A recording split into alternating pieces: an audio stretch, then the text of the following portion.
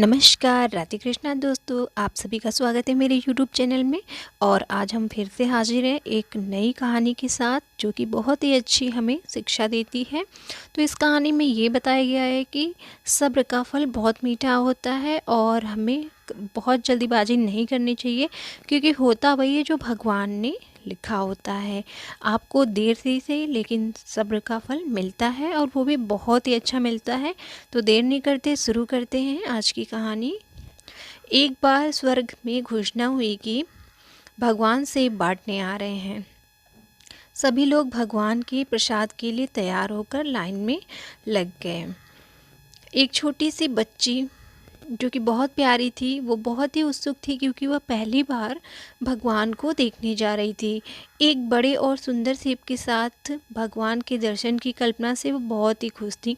अंत में प्रतीक्षा समाप्त हुई। बहुत लंबी कतार में जब उसका नंबर आया तो भगवान ने उसे एक बड़ा और लाल सेब दिया।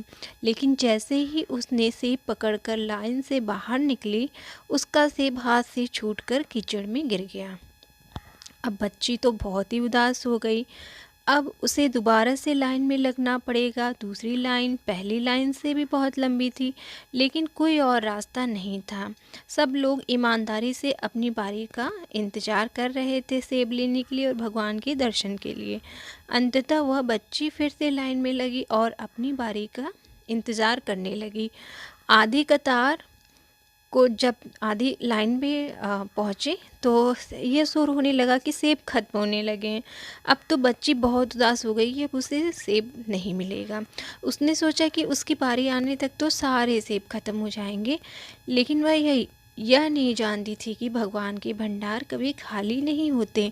जब तक उसकी बारी आई तो और भी नए सेब आ चुके थे। भगवान तो अंतर्यामी होते हैं। बच्ची के मन की बात जान गए। उन्होंने इस बार बच्ची को सेब देकर कहा, पिछली बार वाला सेब एक तरफ से सड़ चुका था, वह तुम्हारे लिए सही नहीं था, इसलिए मैंने उसे तुम्हारे हाथों से गिरवा दिया था। दूसरी तरफ लंबी कतार में तुम्हें इसलिए लगाया क्योंकि नए सेब अभी पेड़ों पर थे, उनके आने में समय बाकी था, इसलिए तुम्हें अधिक प्रतीक्षा करनी पड़ी। ये सेब अधिक लाल, सुंदर और तुम्हारे लिए उपयुक्त है। भगवान की बात सुनकर बच्ची संतुष्ट होकर गई। इसी प्रकार यदि आपके किसी काम में विलम्ब हो रहा है तो उसे भगवान की इच्छा मानकर स्वीकार करें। जिस प्रकार हम अपने बच्चों को उत्तम से उत्तम देने का प्रयास करते हैं, उसी प्रकार भगवान भी अपने बच्चों को वही देंगे जो उनके लिए उत्तम होगा। ईमानदारी से अपनी बारी की प्रतीक्षा करें। ईश्वर से शिकायत क्यों है? ईश्वर ने पेट भरने की जिम्मेदारी ली है, पेटियाँ भरने की नहीं ली है। हृदय कैसा चल रहा है यह डॉक्टर बता देंगे, परंतु हृदय के अंदर क्या चल रहा है ये तो स्वयं को ही देखना है। इस कठिन समय में संयम रखिए, ईमानदारी रखिए, दयालु रखिए, ज़रूरतमंद लोगों के लिए भला कीजिए।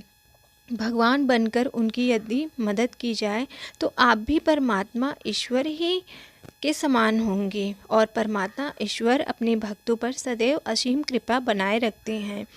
तो आज की ये कहानी कैसी लगी मुझे ज़रूर बताइएगा। और हाँ, अगर आप भी किसी चीज़ के लिए सब्र कर रहे हैं, इंतज़ार कर रहे हैं, तो आप अपने सब्र को बनाए रखिए। यकीन मानिए भगवान आपको उत्तम से उत्तम देगा। तो इसी कथा के साथ आज हम विदा लेते हैं। तब तक के लिए राधे कृष्णा। और चैनल पे नए हैं तो चैनल को सब्सक्राइब, लाइक ज़रूर करें। और हाँ, ऐसी नई कहानियाँ और भी सुनना चाहते हैं तो चैनल को सब्सक्राइब करें। तब तक के लिए राधे कृष्णा।